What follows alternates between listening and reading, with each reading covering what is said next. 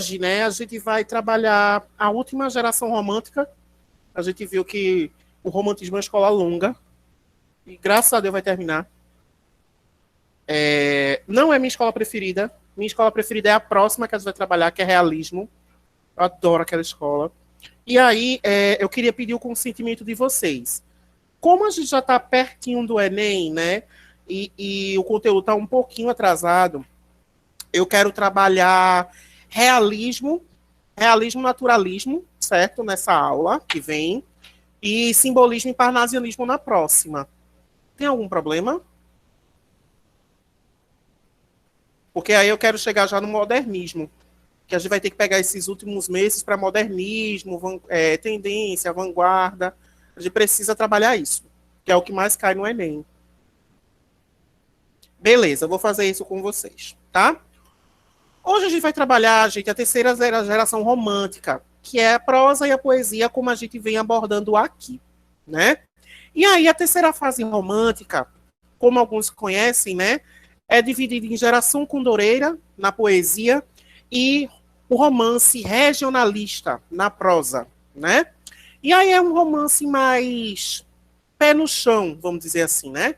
É a geração da liberdade. E aí, trazer essa geração condoreira nos tempos atuais é muito válido, né? Porque as pautas que se eram discutidas naquela época, né? Infelizmente ou felizmente, a depender do ponto de vista, né? São discutidas hoje. Questões como racismo, preconceito, erotismo, tudo isso é discutido também na atualidade, sendo que hoje, né, de forma mais intensa e de forma mais abusiva, eu diria. Então, qual é o conceito, né, da terceira fase poética? Ela entrou ali, né, mais ou menos em 1870 e 1880, ou seja, é um período que está havendo a transição, né, da abolição da escravatura e, ao mesmo tempo, da proclamação da República, ou seja, duas situações que mudaram o país, né?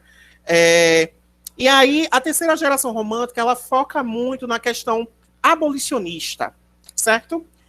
Uma alusão muito boa que tem, né, sobre essa terceira fase é a novela Sim a Moça, sabe? Sim a Moça, ela retrata muito bem esse ambiente, essa época, né? Essa época pré-abolicionista. Então, lá naquela época, gente, imaginem que existem diversas pessoas que eram preocupadas com as causas sociais, né? Eram preocupados com os negros. De fato, eles eram muito preocupados. Porque esses poetas da terceira fase, eles enxergavam os negros, né, como a verdadeira figura do Brasil. Mas eles não entendiam por que esses negros eram tão excluídos, sabe? E aí a gente fala que essa terceira geração é a geração condoreira, porque ela representa uma ave, né? Uma ave, ela faz alusão, na verdade, a uma ave que voa muito alto, que ela voa a Cordilheira dos Andes, que é o condor. Então, isso significa a liberdade, né? O sonho de voar alto. Então, por isso que essa terceira fase, né? Essa terceira geração, ela é chamada de geração condoreira, né? Então, imaginem que essa fase romântica, ela teve uma certa diferença das outras duas fases, né? Tem a questão, sim, da valorização do Brasil, valorização da natureza, igual à primeira, mas não tem nenhuma característica da segunda, por exemplo, a não ser o erotismo de algumas poesias. Então, assim, imaginem que a terceira fase é uma coisa mais suave, é uma coisa mais soft, vamos dizer assim. Então, trabalhar essa terceira fase, você pode utilizar muito ela, por exemplo, para a redação, né? Você fazer alusões a temas sociais, né? Racismo, preconceito, meio ambiente, inclusive, é muito bom, tá? Então, é uma geração que vai trabalhar muito essa questão, mas tudo voltado sempre ao abolicionismo, tá bom? E aí, como eu tinha falado para vocês, a busca pela identidade nacional, dentro dessa fase, né, ainda era muito presente. Mas aí qual é a diferença? Na primeira e na segunda fase, tinha muito a questão europeia, né? Vamos lembrar da primeira fase, onde os índios, né, o romance indianista e esse nacionalismo ufanista, né, tinha muito a característica do índio com descrições europeias, entende? Então, por exemplo, ele misturava a característica indígena com a característica europeia. Na segunda fase, os homens e as mulheres tinham traços europeus, tá? Porém, na terceira fase, não. Por quê? Tinha uma identidade negra no país. A começar, né, por Castro Alves, que Castro Alves foi conhecido como um poeta dos escravos. Então, assim, quando Castro Alves começou a fazer essas abordagens, ele meio que carregou nas costas, tá? A terceira fase poética. Ele foi o que teve mais destaque, ele é o que você vê mais arquivos de estudo, é o mais famosinho. É o mais famosinho, a gente vai falar um pouquinho dele daqui a pouco. E aí, ele foi o que mais focou, né, nessa identidade negra do país. Eu acredito que se não fosse ele, né, trabalhando esse rolê do abolicionismo, a gente não teria essa abordagem tão forte na terceira fase poética. De fato. Por quê? A terceira fase poética, ela é marcada justamente por conta de Castro Alves. Então isso é muito interessante, porque Castro Alves, ele traz os negros, né, gente, como figura nacional, figura heróica. Mas a figura heróica não é por ele ser herói de fato, o negro, é por ele sofrer, sabe? Então, por isso que eu falei, por exemplo, de Sim a Moça. Na novela, os protagonistas, claro, são brancos, né? Mas existe um núcleo da identidade negra. Outra novela muito boa que retrata isso, mas aí já pós-império, é Lado a Lado, uma novela das 6, que fala muito sobre essa identidade negra. E é muito retratado também Castro Alves nessa novela. Então, eu recomendo a vocês, se vocês quiserem conhecer, deem uma assistida nas cenas, né? De Lado a Lado e de Sim a Moça, a versão de 2006. É muito bom, vale a pena, tá? Que aí vocês acabam entendendo o contexto histórico, no geral. Então, assim, muita gente associa a terceira fase com Castro Alves. Existiram outros, tá? Que tiveram suas importâncias. Porém, como eu tinha falado para vocês, Castro Alves, ele carregou nas costas essa terceira fase poética. Tá bom? Alguém tem alguma dúvida sobre o conceito geral?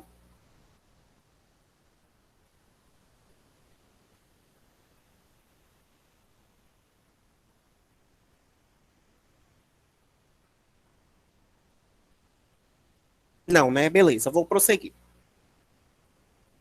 Professor, se a gente fala, né, na poesia social, desculpa, se a gente fala, né, de temas sociais na cultura, né, na terceira fase, por que existe erotismo? É simples, ó. Na poesia, gente, a geração condoreira ela foi dividida em poesias sociais e poesias de amor, tá? E aí eu vou falar um pouquinho disso para vocês de uma forma bem breve, porque as provas do Enem e SSA, eles abordam muito as questões sociais, tá? Então eu vou falar para vocês sobre isso, mas bem rapidinho. Então, ó, quais são as características da poesia condoreira? Erotismo, pecado, liberdade, abolicionismo, realidade social e negação do amor platônico. Na geração condoreira, gente, quando você vai ler uma poesia de amor, por exemplo, você vai ver que os romances são bem realistas. São bem pé no chão, né? Diferente, por exemplo, do nacionalismo ufanista da primeira fase romântica, que tem aquela admiração exagerada pela natureza e pelos índios. E na segunda fase, o mal do século, que a gente viu algumas aulas atrás. Então, assim, você vê a geração condoreira, é uma geração romântica, porém, como eu tinha falado, né, é uma geração mais soft. Uma coisa mais clean, vamos dizer assim. Então, Quando você pegar textos, tá, gente, de poesias, de erotismo e tudo mais, não se assustem, tá? Eles existem, mas porém é uma coisa mais suave, é uma coisa mais realista. Se ama, ama, se não ama, não ama. Entendem? Então, a geração condoreira, às vezes, né, ela passa muito despercebida por alguns estudantes, porque de todas as 3 fases, a mais forte delas foi a segunda, porque envolve suicídio, envolve questão de sanidade mental e etc, né? Então a segunda ela é a mais pesada de todas, mas a terceira tem suas importâncias, tá? Principalmente por conta do abolicionismo e da realidade social. Professor, o que seria essa realidade social? É bem simples, ó. Quando eu retrato, né, a questão do tráfico negreiro, que Castro Alves faz isso perfeitamente, eu vou tratar aquilo como ele é. Eu não vou fantasiar, eu não vou romantizar uma situação, sabe? Como, por exemplo, o Guarani, da primeira fase, né? Que tinha Ceci Peri, Peri o índio, né? O forte, o heróico, o homem maravilhoso, né? O que filma, fala e faz tudo. Então, Peri é isso, sabe? Peri é invencível, Peri é Tarzan. Peri é um Tarzan de hoje, entende? E Ceci é aquela mulher, meu Deus. Ai, meu Deus, eu não sei fazer nada sem ninguém. Eu preciso de alguém para me salvar. E agora, quem poderá me defender? É assim. Então, tipo, é uma coisa completamente fora do normal, né? Na geração condoreira, se fosse Ceci Peri, Ceci seria um homem normal, né? Sem esse exagero de coisa heróica, de ai meu Deus, Peri, né? E Ceci seria uma mulher também normal, que tem suas vontades, seus desejos e tudo mais. E aí, né, tem até alguns romances que dão um pontapé para o realismo, né? Que é a escola que a gente vai trabalhar na próxima aula de literatura. Então, assim, lembrem-se sempre dessa geração, tá, gente? Como eu sempre falei, com a geração mais clean, uma coisa de abolicionismo, uma coisa bem social, uma pegada bem social mesmo, né? Usando um termo pejorativo bem militante, né? Bem militante. Castro Alves lá, bem militante com o abolicionismo. E lembrem-se sempre que existem alguns poetas, né? Que você analisando bem, tem alguns traços para o realismo que viria aí. Tá bom, gente? Alguém tem alguma dúvida sobre as características da geração condoreira?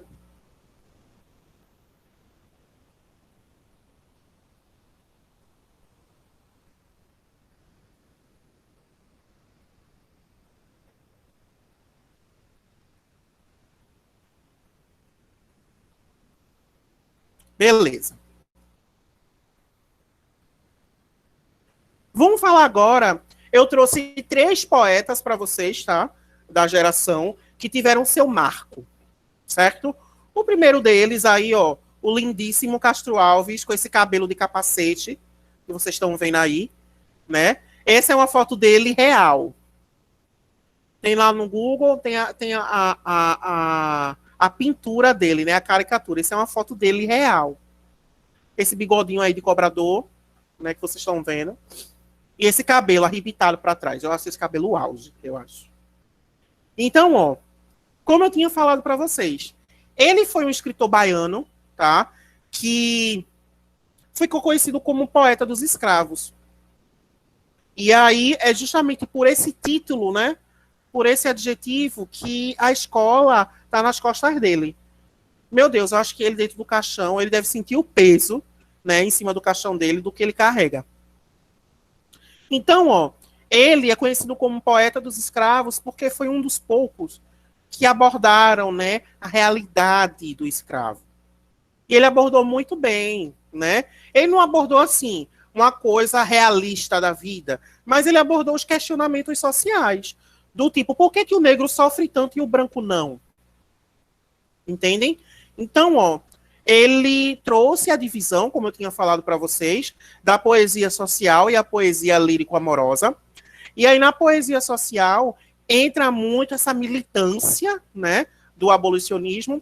E aí ele conseguiu trabalhar bem, né, com a obra O Navio Negreiro. É o clássico de Castro Alves, O Navio Negreiro, né?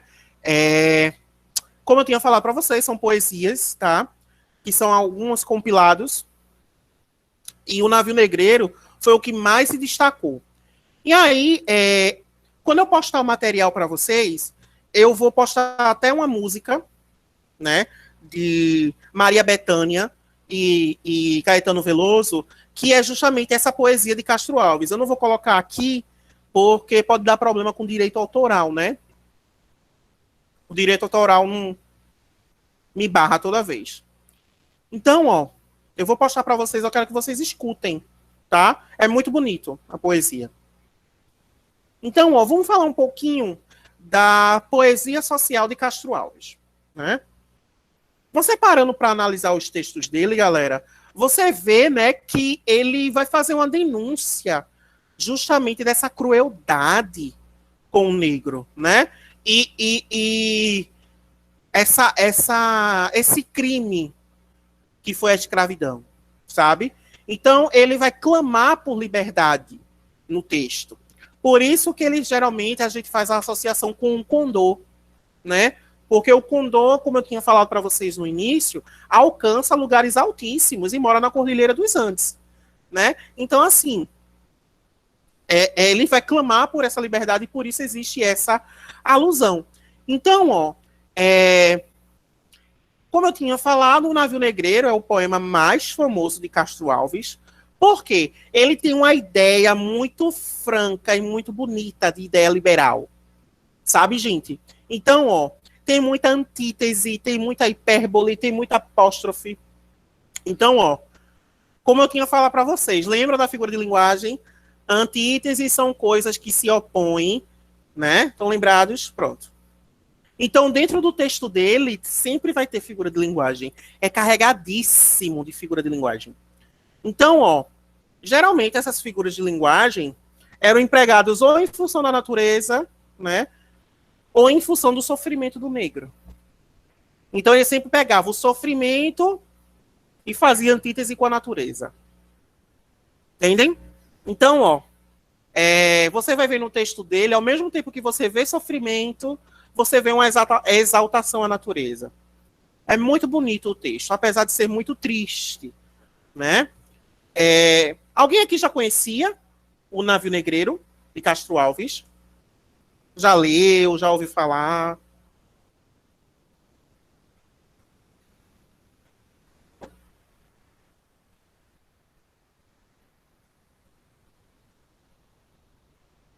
Massa, já ouviu falar.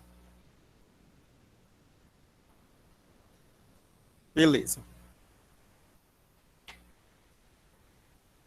Então, ó, eu recomendo vocês a ouvirem a música que eu vou postar daqui a pouco.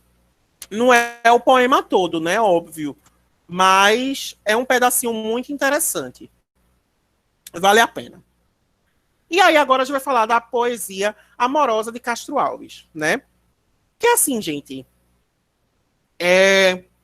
Tinha-se, né, uma idealização feminina pelo homem, mas essa idealização não é aquela coisa exagerada. Aquela pessoa que você não pode tocar. Não é isso, não é isso. Muito pelo contrário, né? Ele descreve a mulher como uma pessoa, né? Uma figura feminina muito sensual. E é muito bonito, né? Porque ele consegue enaltecer a mulher de uma forma tão sublime que a gente fica sem palavras no texto, né? Então, meninas. Deixa eu ver, só tem menino, né? Na minha sala. Só tem 2 meninas. Meninas, se um dia vocês casarem ou namorarem e a pessoa que vocês estiverem juntas trouxer uma poesia de Castro Alves para declamar para vocês, casem. Porque Na moral. Na moral, eu nem tenho palavra. Então, assim, quando ele trabalha esse texto, gente, ele trabalha um sentimento, aquele sentimento que a gente sente quando ama alguém, sabe? A gente é inseguro, né? Claro. A gente é inseguro, a gente fica com medo e tudo mais. Mas, assim, é retratado de uma forma muito natural. O frio na barriga, a timidez de falar que gosta ou não gosta. Igor vai anotar, né? Olha só. Então, isso é que ele retrata na obra dele. Não é uma coisa, por exemplo, feita a segunda geração, né? Que a mulher é como se fosse uma nuvem intocável. Aquela coisa distante, impossível de acontecer. Não. Então, assim, ele é tão realista na poesia amorosa que ele sabe que o amor pode trazer felicidade e pode trazer a dor, que é o amor não correspondido. Então, vocês deram para sacar essa diferença entre a terceira fase e a segunda fase?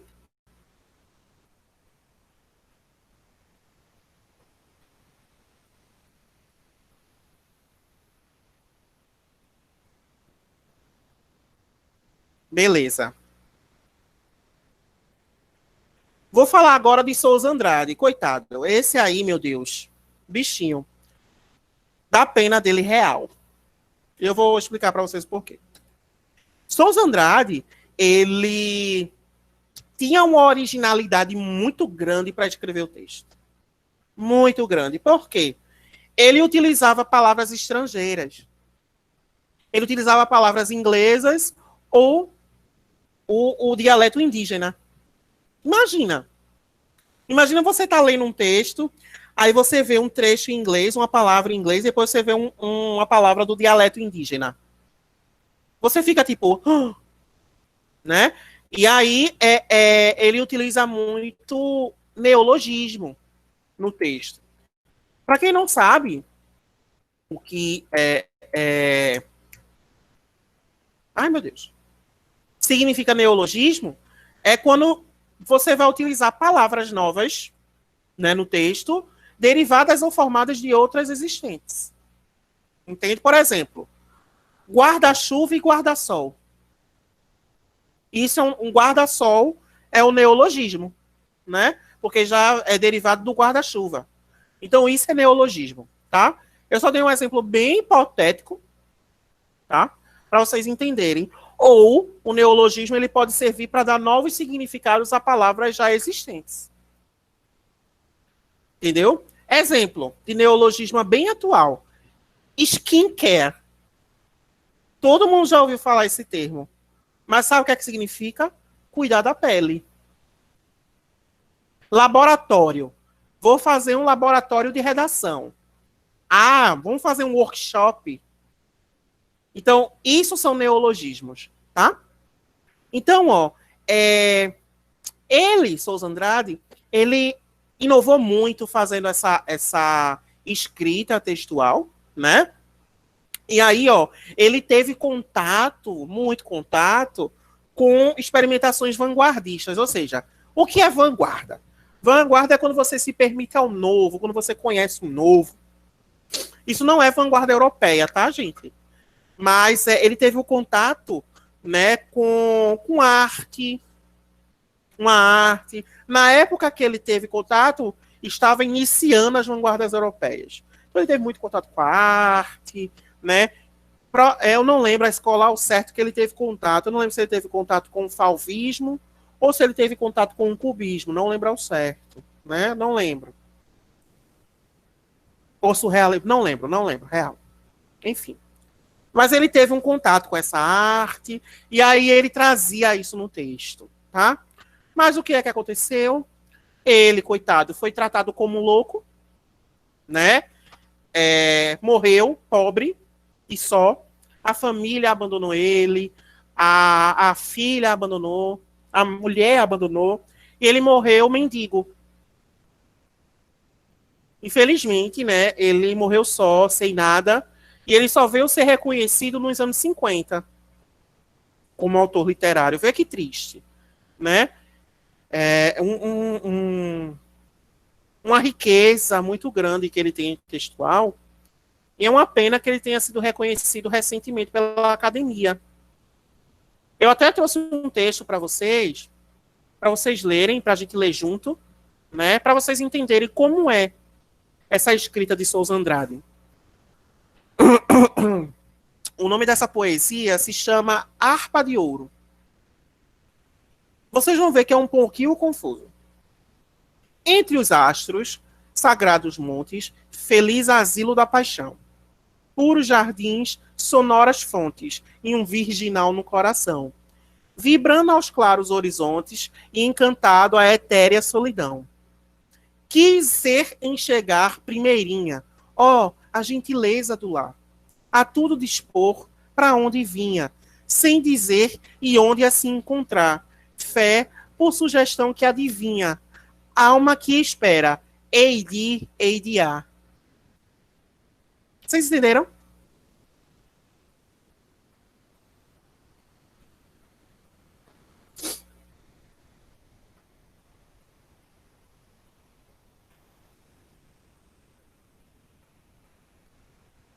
Pronto. Isso aí é um poema sobre amor, óbvio. Mas, ó, por exemplo, vamos pegar aqui a palavra etérea.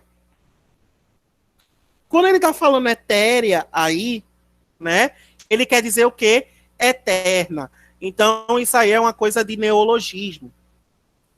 Então, assim, os textos dele tornaram-se confusos por conta desses termos. Sabe? Ele é um pouquinho explorado nos vestibulares, justamente por conta dessa ausência de reconhecimento, né? Por último, o último poeta é Joaquim Nabuco, o reizinho de Recife. Ele, né, ele nasceu aqui em Pernambuco e ele tinha um estilo muito individual, certo? E aí foi justamente os textos dele que tinham alguns traços realistas. E o texto dele era muito gostosinho de ler. Era não, né? É muito gostosinho de ler. E aí ele fundou a Academia Brasileira de Letras e assim, ele é super homenageado, né?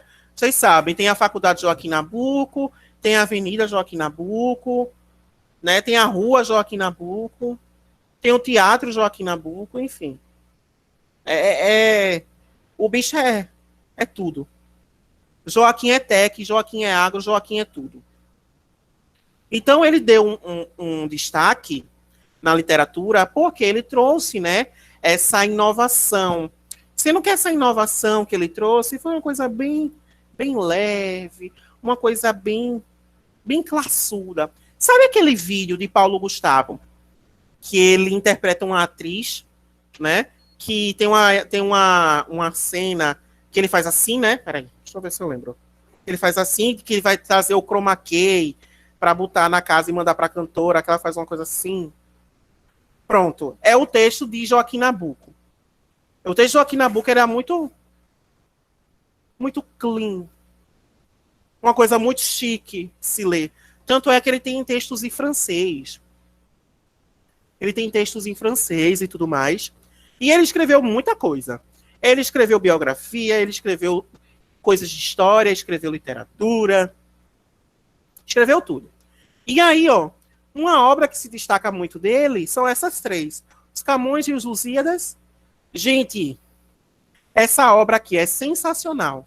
Eu não trouxe para vocês porque ia ficar muito grande a aula e talvez não iria dar tempo. Mas é uma coisa sensacional. Ele consegue juntar assim, ó. É como se fosse uma análise dele sobre o texto. É incrível. Tem o abolicionismo e tem a campanha abolicionista no Recife, que é tudo. Então, assim, esses três autores que eu trouxe para vocês é o que mais aparece nas provas, tá? Na do Enem, caso caia romantismo, que mal cai, quem aparece muito é Castro Alves, certo? Já no SSA, eles gostam de dar uma misturada. Eles gostam de explorar mesmo, né? Então, os três são os que teve mais destaque na geração condoreira, certo? Alguém tem alguma dúvida sobre poesia romântica da terceira fase?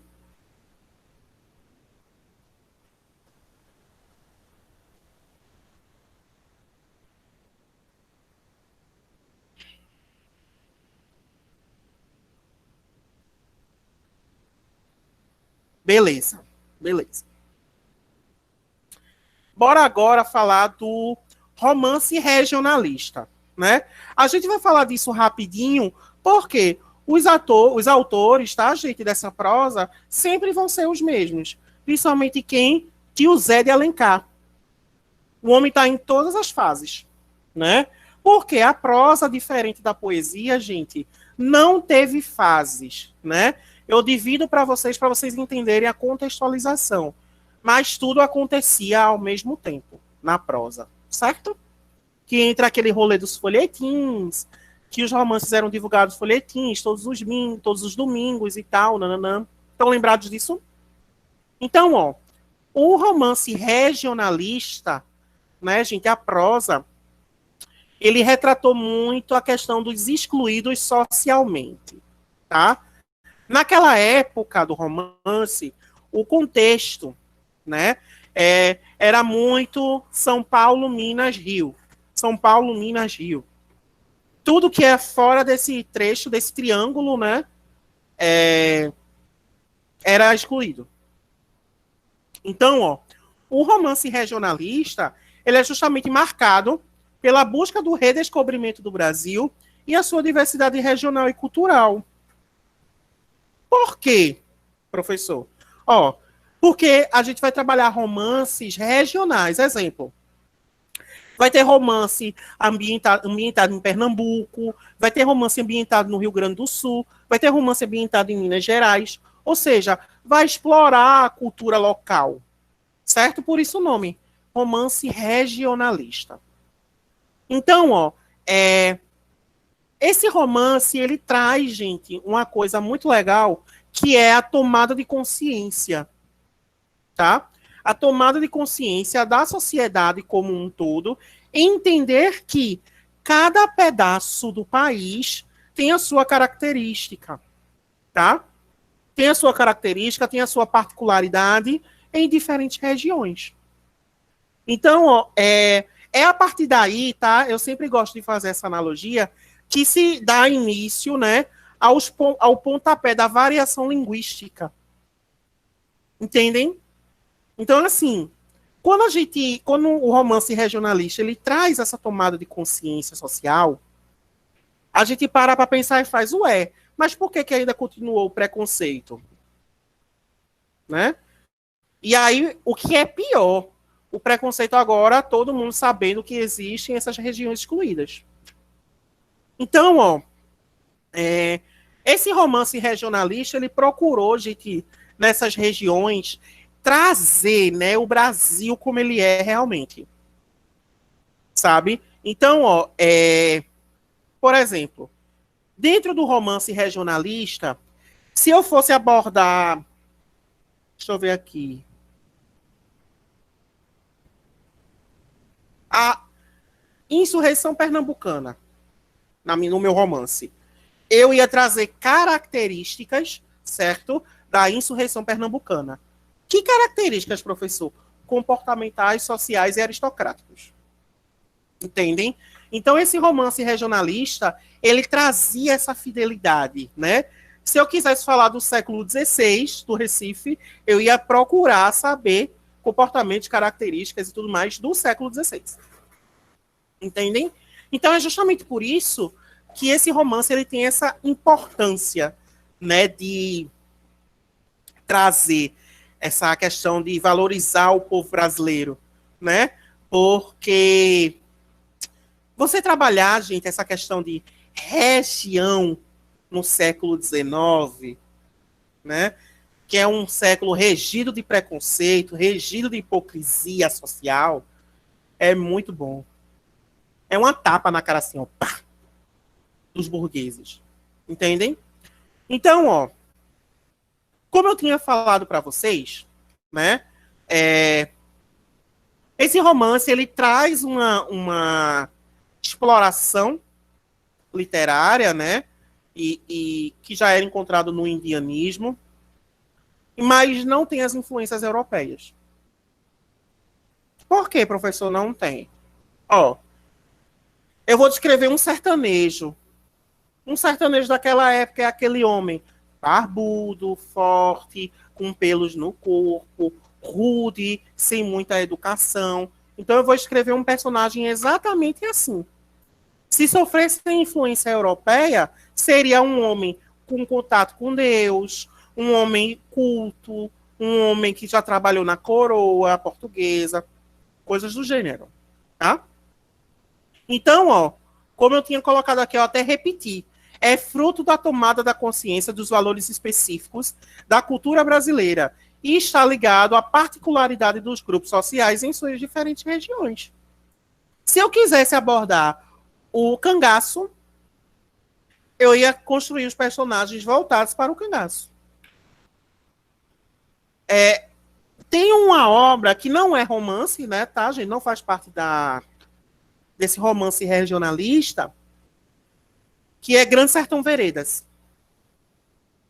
Grande Sertão Veredas, ele retrata muito bem, por exemplo, a questão do cangaço, né? E aí vale a pena dar uma conferida nos textos, no vídeo, que já tem série da Globo, inclusive, né? Vale a pena, tá? Voltando. Então, ó, essa corrente, gente, do romantismo apresenta muito a especificidade de um clima, costumes e línguas diferentes, né? Então, ó, quem é que imaginava que um romance regional iria trabalhar clima? Qual é o romance regional? Qual é o romance que iria trabalhar costumes locais? Nenhum. Só o regionalista. Então, é justamente por isso que esse romance ele é muito cravado, ele é muito necessário no romantismo, tá? Por conta dessa retomada de consciência. E aí, para a gente fechar a aula de hoje, né? Eu trouxe algumas obras aqui conhecidas para vocês e alguns autores também, né? Tem uma obra de Bernardo Guimarães, tá? Que é o Ermitão de Muquem. E aí é o primeiro romance regionalista. Mas, né?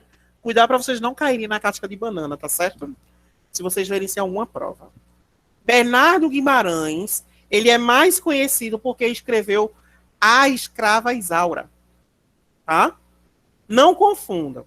Bernardo Guimarães, ele escreveu Ermitão de Muquem, tá? Que foi o primeiro romance regionalista, porém ele é conhecido porque escreveu A Escrava Isaura.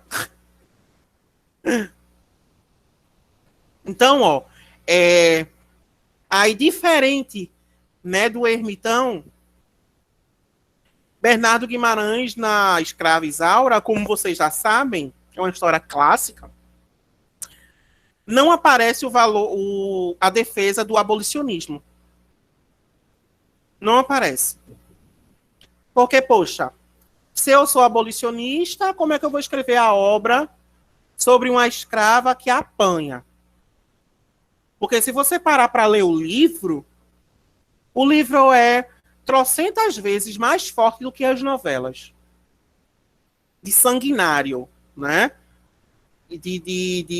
Da vilania de Leopoldo. É muito forte a Escrava Isaura.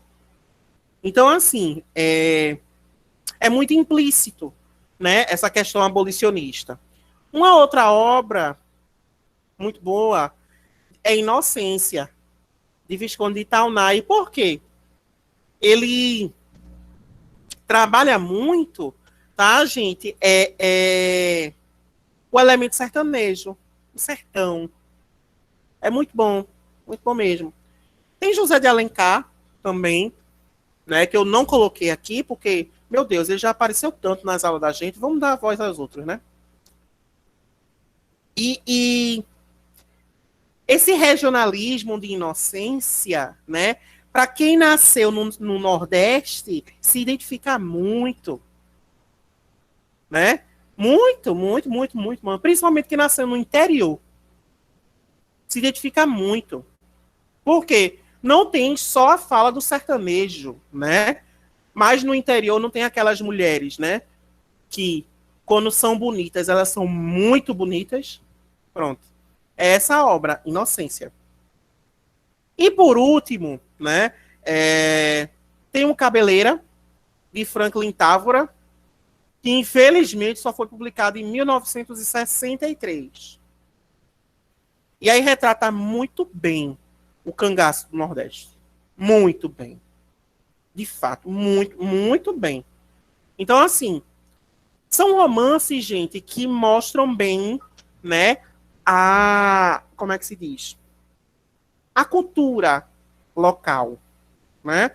Que mostra bem o comportamento local, que mostra bem a fala local. E tudo isso, né, vai aparecer em outras escolas, principalmente o modernismo. Tá bom, gente? Temos alguma dúvida sobre a aula de hoje? Vocês querem perguntar alguma coisa?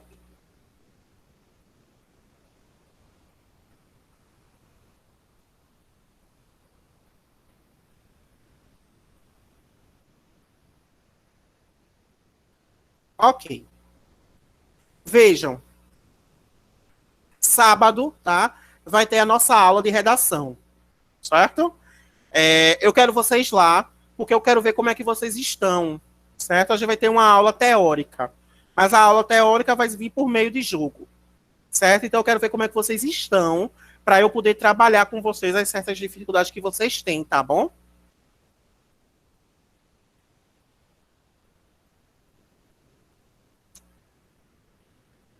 Tchau, meu povo, até sábado, viu?